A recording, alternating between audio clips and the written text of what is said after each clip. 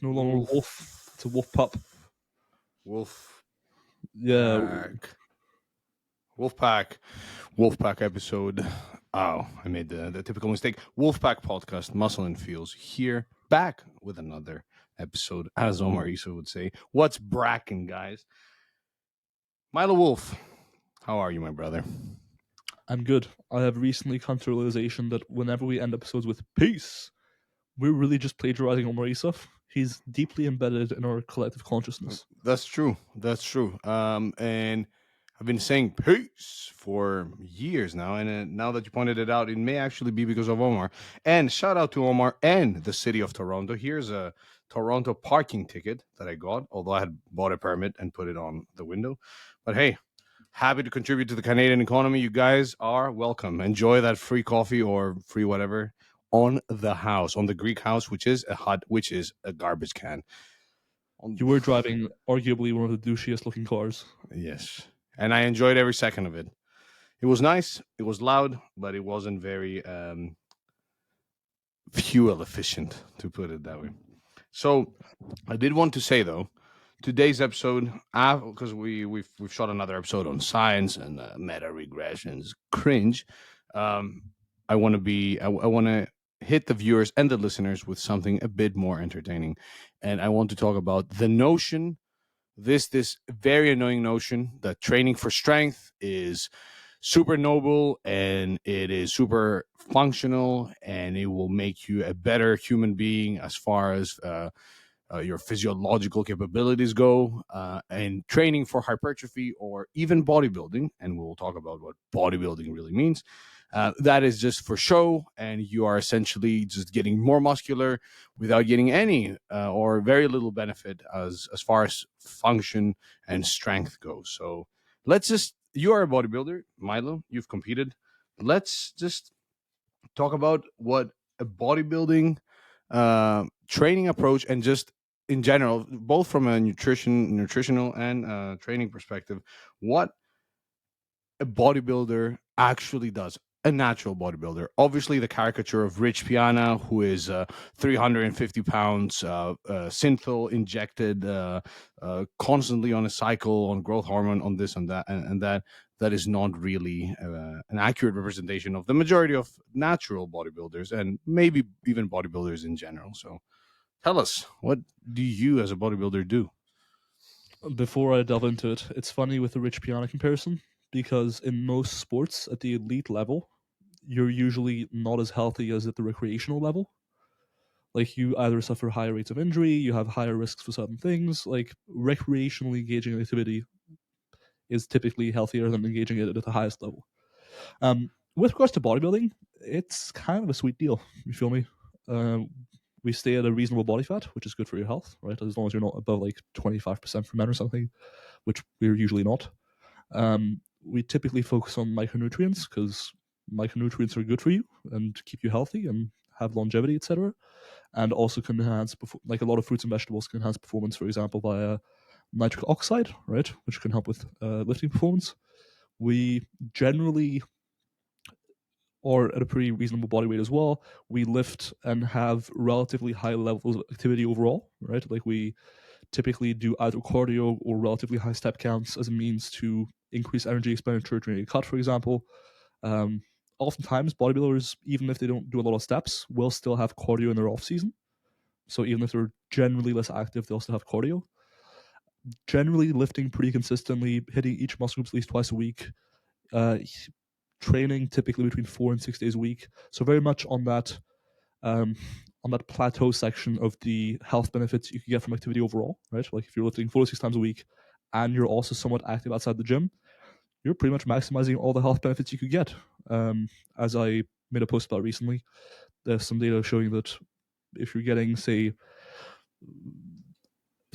5 to 10 hours of moderate activity a week, so that's 5 to 10 hours of lifting and walking generally combined across the week, you're pretty much optimizing your health in all likelihood. So as far as activity goes, as far as nutrition goes, as far as body fat goes, pretty healthy. Generally, bodybuilders also make an effort to get their sleep in check as a means to get more muscle mass and enhance their adaptations. Same with their stress. Generally, they are more prone to supplementation, right? I will say that while there are a lot of supplements that might not do much, I think a lot of bodybuilders are pretty open to taking, for example, vitamin D or omega 3s and stuff like that, which likely makes them healthier. Also, creatine, which again likely makes them healthier as far as natties go, at least.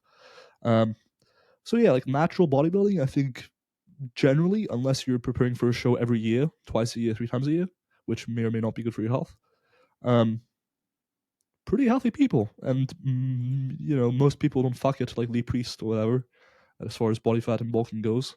Um, Plus, so, people tend to take a bodybuilder when they're on stage and at the conditioning they have on stage and use that as their comparison. So you as a natural bodybuilder, cool, maybe you have that one competitive year where you compete a couple of times or 3 times, right? But for the majority of your natural bodybuilding journey, you are somebody at a healthy body fat percentage, training very hard, doing multiple exercises, multiple rep ranges, and keeping fit via cardio and just eating healthy. And I don't really see how that makes you less functional, because the quote that is often used is that some people want to be the fast show car while others want to be the race car. And I'm like, a race car is really good at performing one thing, and that's literally the race. So I don't see how that analogy really proves a point, or shows that, hey, bodybuilding is inherently worse than powerlifting because a powerlifter is stronger. Because if we're going to use caricatures, we could also just use the example of a heavyweight powerlifter who is training equipped, or I don't know, who is 130 kilos, unhealthy body fat percentage, they poor cardio habits or poor physical activity habits, and or they're just just really poor in good. general, Huh? or just What? poor in general. No watches, no investments, no No assets. investments. How many houses? Zero. Loser. Um, So yeah, we could use that caricature as well, but in reality, a lot of powerlifters, especially natural ones and non-super heavyweights, are people that lift weights, exercise, and are particularly good at 3 lifts. So they're fine as well, because that's the opposite. The caricature from the bodybuilder perspective, where they say, "Hey, anything over 3 reps is cardio," and powerlifters after one set. Listen, I've got one comment about us and where the podcast is heading, and one hot take. I'll start with the comment. We're letting the haters get to us. All these episodes nowadays, we have beef. The haters in the comments, we're commenting back. You feel me? We're firing back right now. Um, and we need to let the haters, they're just haters. You feel me? They won't impact us. Um, haters will hate, am I right? I know the platitudes about haters and success and whatever. Um, anyhow, the hot take for your week this week is bodybuilding style training will likely also improve your overall fitness. Like I'm talking VO2 max, for example, more than people realize. If you're doing bodybuilding style training in general, I think your VO2 max will typically rise pretty comfortably above untrained levels. And hey, talking about Mike Menser again, I saw a reel of Mike Menser speaking recently where he said, lifting is all anaerobic. And in fact, lifting is not all anaerobic. In fact, like over half of the energy contribution for lifting comes from aerobic systems, simply because, yeah, you're lifting for like 30 seconds at a time, but you're also resting between sets, trying to resynthesize, for example, phosphocreatine. Um, but anyway, so lifting actually does provide you with some pretty notable cardiovascular endurance improvements and cardiovascular fitness, for example, improvements in VO2 max and what have you, such that when you actually perform any day-to-day task, you'll find that you're a lot fitter than the person, or you're a lot fitter than the person that never did anything, or you're a lot fitter than you would be if you didn't do anything. So lifting does also improve your cardiovascular fitness. And I think that's something that people overlook and just act like bodybuilders are unfit generally when they're still comfortably more fit than the average person who doesn't do anything. Yeah, and I would argue way more fit than the average person, especially if you're because like if you're a natural bodybuilder and a competitive bodybuilder, you're also somebody who's trying to maximize adaptations. So it is very likely that you're performing very hard sets for all muscle groups, including large muscle groups like your legs and your back, which will result in very, very, very hard training sessions. And at the same time, if you're a natural bodybuilder and you're trying to maximize muscle growth, you're also not doing, training like some enhanced bodybuilders who may also be using, synthetic oils and stuff to make their muscles look bigger, where they can get away with, just doing whatever and still getting bigger. So you're likely to be quite strong, definitely stronger than the average gym goer. I mean, even you, like when you were squatting for hypertrophy and you were squatting in the like 6 to 8 rep range, 5+ rep range, the Yeah, infamous five generally, yeah. plus rep range, Yeah. and you were squatting for close to 5 plates for reps. Sure, you as a powerlifter would probably be stronger than that, but as far as any activity, I cannot think of any activity where you wouldn't be stronger than the majority of people on the planet. So, yeah, and It turned into a cock sucking episode where we just I'm just compliment each giving other. props to you, not nobody else. I was gonna say it's also a common misconception, I think, that in order to be healthy, you need to be like an elite endurance runner. You just don't. In fact, Fair as enough. I spoke recently about a paper that looked at the relationship between activity level, the association between activity level and health. You don't need to do a lot of activity to essentially maximize your health long term, right? The Yeah, adaptations required to keep you alive are just not very high threshold adaptations in all likelihood. So, yeah, like, to stay alive, you don't need much more strength than what is required to go about your everyday life. And sure, you can make the argument that having more of it around will protect you better in the long term as it starts declining. And there is probably some truth to that. But hmm equally, if you just maintain your activity level, like you stay active into your old age, and you lift a little bit and you walk around a little bit, you're getting all the adaptations that you probably need to stay alive. Because staying alive is not that challenging. It's a very different adaptation trying to get to a sub 3 hour marathon versus trying to stay alive. yeah, for sure. And I mean, like, let's also be clear here, because for people that are, I mean, nobody who's sedentary is listening to Muscle and Feels, I assume, or like there's one weirdo out there who listens to this podcast. But respect to you, bro, or sister. But like we're talking about what 6,000 to 10,000 steps per day, and like an hour of lifting per week, which yeah is not a lot, but for a lot of people that are not us, that is still a significant amount. Like it's a huge change from doing nothing, especially doing it consistently for their whole life, essentially. For sure. And it's a very different thing if we're talking about how much you should be lifting to maximize your hypertrophy adaptations versus how much you should be lifting to maximize your health adaptations. The amount of lifting per week you need to do to kind of maximize how much health improvement you're getting is like probably a couple sessions a week, maybe three at the most. Whereas to maximize my hypertrophy adaptations now, for example, it's comfortably like 5 or 6 sessions a week. Like that's Yeah, kind of how it optimize things, really eke out every single last bit of hypertrophy. So it's a very different discussion. And I think that we can argue about whether or not uh, powerlifters or bodybuilders are more healthy. And I think generally I'd say that bodybuilders are more healthy.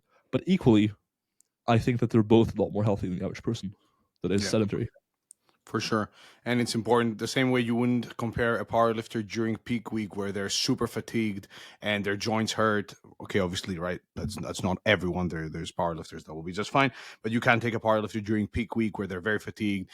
They may be very sore. They may not be as mobile because of that fatigue, and say, yeah, powerlifting is just going to make you sore and less mobile, and it will not let you sleep well because you're very fatigued. Cool, you're taking the one screenshot from once an athlete's competitive year and using that as your example. Whereas the overall habits of a powerlifter, i.e., resistance training, sometimes hypertrophy training as well, and even potentially more physical activity outside the gym, those are very healthy habits. And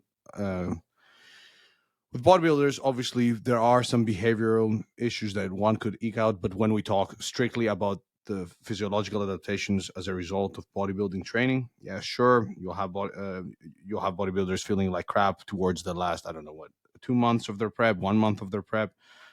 But other than that, and sure, that may have some temporary deleterious effects on the body. But even that, when because we did that systematic review of case studies on bodybuilding preparation and its effect on hormones, body composition, etc. Sure, there are some deleterious effects that are mostly noticeable towards the end of a prep, like towards the last few weeks. But at the same time, we're not talking about anything insane and anything that is not reversed afterwards. Plus, again, these people are eating healthy, training very hard, doing a lot of training, and doing a lot of cardio on top. So, from the case studies that we looked at, all competitors were doing like the most one was doing was the least one did as far as cardio is concerned, except resistance training was like 4 times a week, with some people going as high as 7 times per week for both low and high intensity cardio. Yes.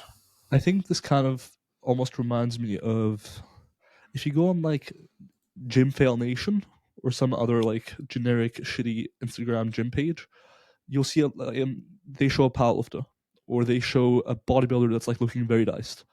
You'll see a lot of like gen pop people who just have like a deep hatred for competitors or like people who do something, right? And I think that sometimes people for hypertrophy and bodybuilders will be like, that can't be healthy. When in reality, that person spends 95% of their time in off season being healthier than the commentator themselves. Yeah, that's true. That is true, and that's and then in the echo chamber that we live in, things get repeated, memes get made, and then it becomes sort of common belief, common knowledge, common whatever, that hey, bodybuilding is inherently very unhealthy, and we're talking about natural bodybuilding specifically. The other Yeah, Yeah, the other point that you slightly alluded to is the, like, guys, there's people, the majority of people don't do anything and they're still able to function relatively well in their everyday lives. As in, like, they're able to walk, cook, pick up stuff.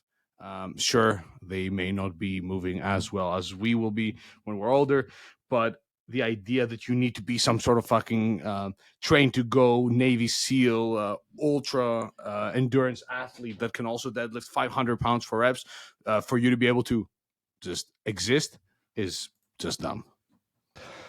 agreed fully. There's a tangent I need to go on air publicly for the culture.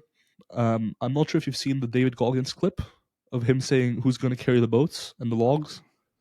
Yeah, the machines that And we're he was, building. oh yes, and he was doing a set of incline bench.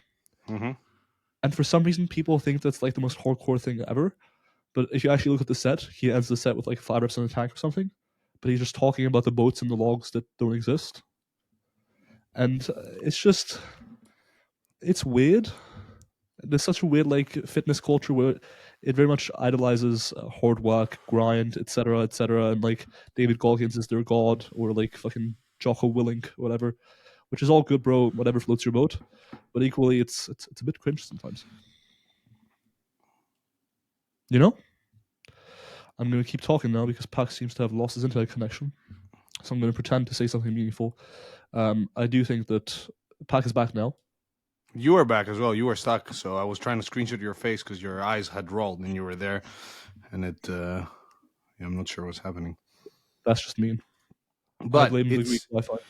it's crazy how much of a change in perception the way you present something can have. So if you were to do the exact same set as David Goggins and have like calm music over it and a speak over and say, hey, this is me doing my deload training, that set would be that would have been perceived as the most like relaxed thing ever. But in these circles, like, people will do literally things that you do every day and you're like, yeah, okay, I'm in the gym training, like, whatever, right? It's my daily life. Or I'm going for a 2-hour walk now to get my steps in and to spend time with a friend. But like, if you were to be making an Instagram story of everything that you do every day and like really pushing that narrative that, yeah, hard work, and you there in the gym videoing yourself saying, yeah, just breathing heavy and saying, just finish a set of squats, and yeah, you got to get after it, and I'm feeling tired today. It's just, I don't know. It can make it seem so much more hardcore and so much more meaningful. Not meaningful, but like so much more extreme than it actually is. Look, Pac, I hear you're an online coach, but I haven't seen you post a single story in black and white of your MacBook with a monster and an all capital caption saying "pull" or what have you. Oh, there's the monster can for viewers. The monster There's can the is out. there's the MacBook. It's the white monster as well, which is infamous, as a great man once said, infamous for being a lifter favorite. This man grinds. This man online coaches. This man has spreadsheets. This man has check-ins. This man has his oatmeal with berries before his training session. Yeah. This has turned into a nice tangent on just criticizing people. I mean, there's this. It's the LinkedIn culture as well, right? Yeah, That's another parallel where it's like everybody is insanely busy, working insanely hard, and there's also this culture where things need to be hard for the sake of being hard. Where when in reality, like, and that's why I think people feel like, oh, it's not, it is impossible that I can get fit enough and be really healthy with just X amount of training per week, like an hour of lifting, and how many minutes of moderate intensity activity was it? 300 plus per week.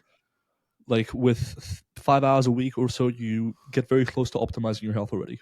And that's 5 hours of, let's say, combined walking per week, which is less than an hour per day. But because of this culture, I think people are like, yeah, it is unlikely that I can have these really, really solid outcomes if I don't dedicate my life to this, or if it doesn't feel very hard. And I have friends that you know as well who buy into this mentality that unless it's insanely challenging, uh, acutely, it's probably not going to pay back. When in reality, the game it's the long game that you need to be playing, not the, oh, I woke up today and it was a challenge to make it to bed. But the challenge is walk, lift, eat healthy, manage your stress for 30 years, not go on a fucking 10K run today, lift for 2 hours, and eat in a way that makes you hate yourself. For sure.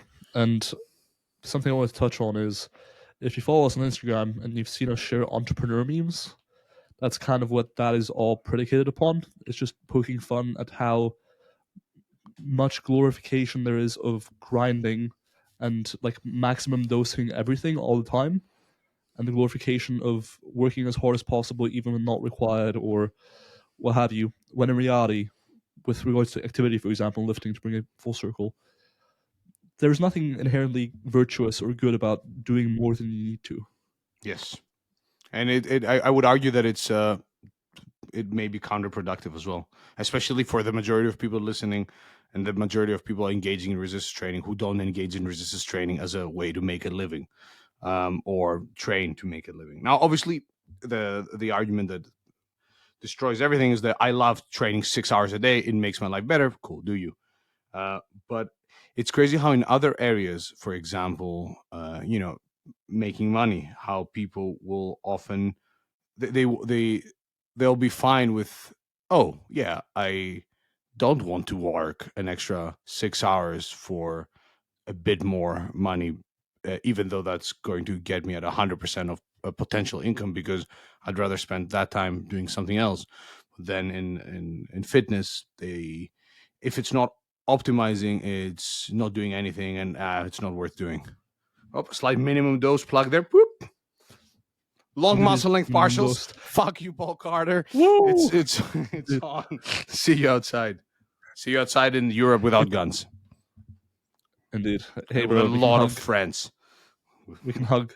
Um, so I think it's a weird thing where in lifting culture specifically, it very much celebrates hard work, and it's almost like virtue signaling, where you know spending more time lifting, waking up at 3 a.m. to go lift 6 times a week instead of just lifting 2 or 3 times a week and supporting your family and not being sleep deprived.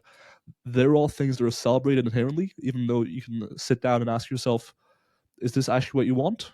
And for a lot of people who are not competitors and who just generally want to look better, and for a lot of people who just want to be healthier, it's a question you can ask yourself.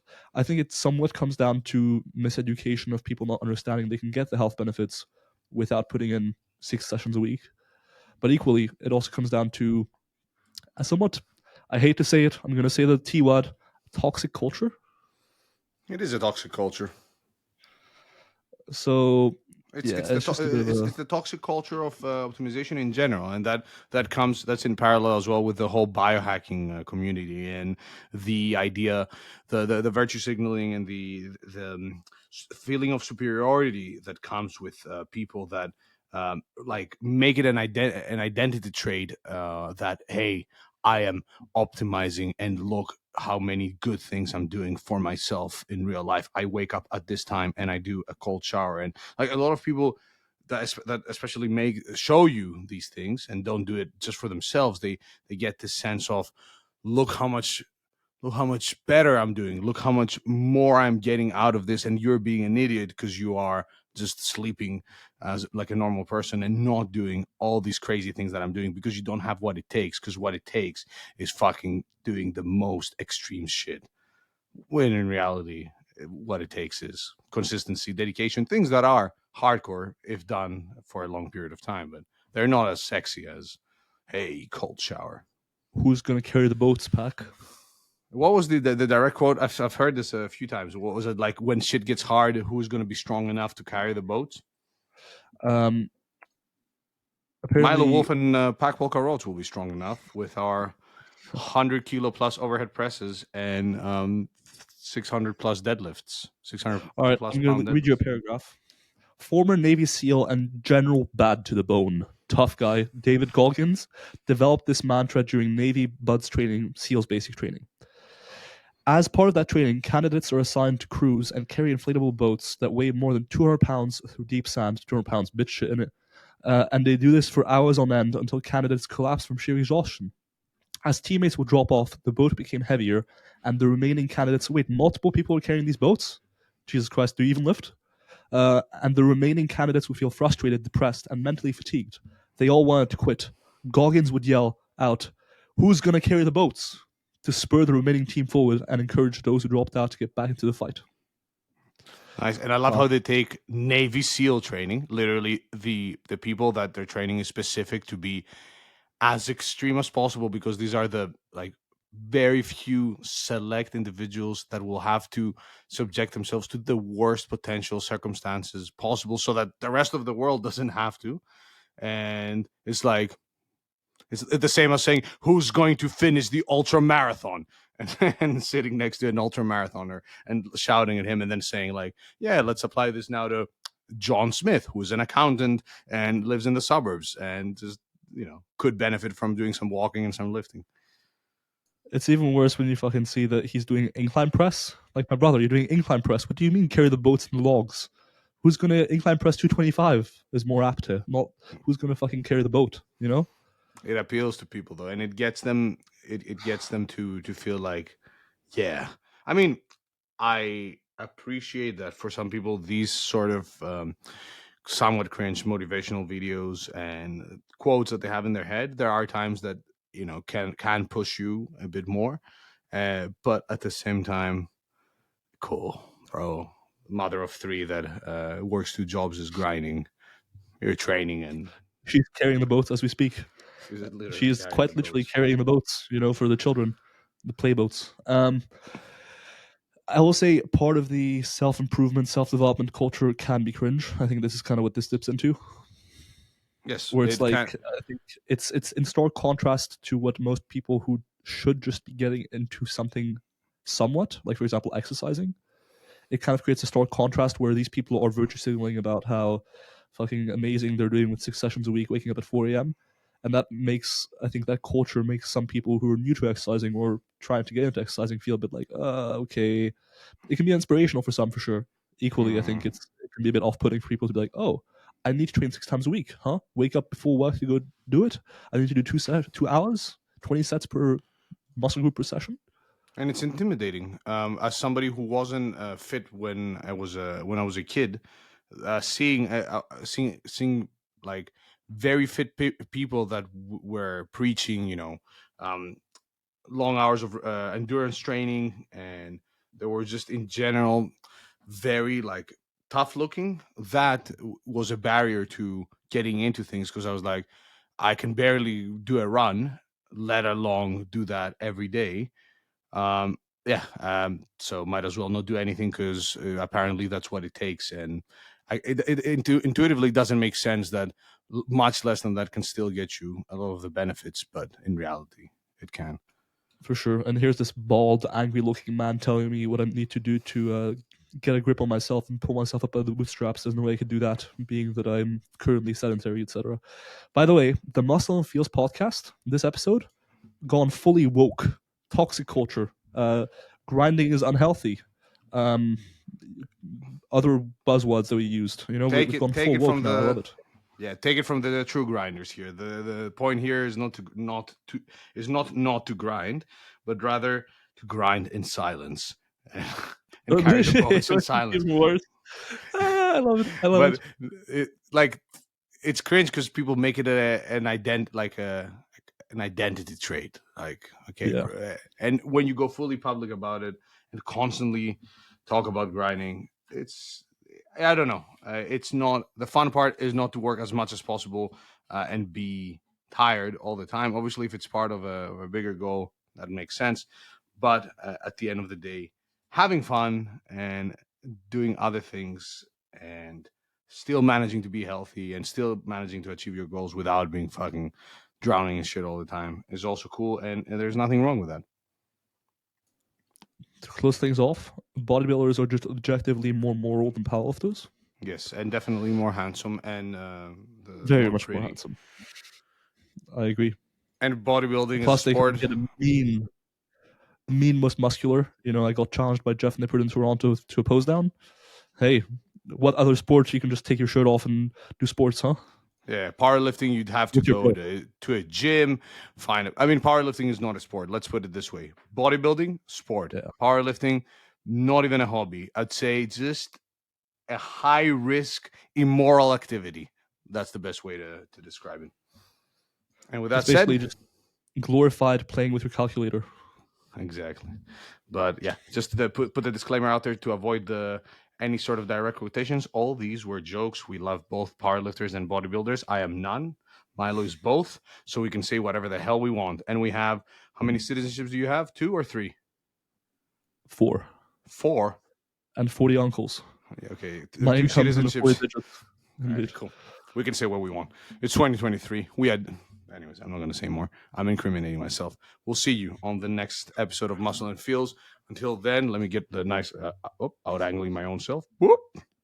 Shout out to Yes. HMRC. Shout out to HMRC. Thanks for taking my money. Another year of paying, well, not the queen, but the king. God save the king. Peace. Peace.